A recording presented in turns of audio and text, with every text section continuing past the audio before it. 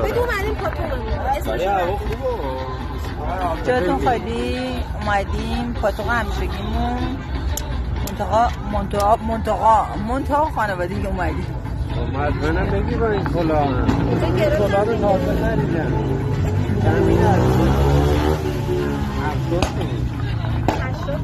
80 تاندا زنه میگفت میسی 10 میلیون در میاره. این واسه سینزی که تو مثلا بعد میخندی بگو برش شد مهندس این داره به من میخنده اون لقه های ذره حواست تو باشه این داره کجاش به من لقه؟ میخنده مادر شوهرت داره به من میخنده من ورزش هم میکنم ببین به موقعش قیلونه هم میکشم دیگه جفتشون در کنار هم یاد میده.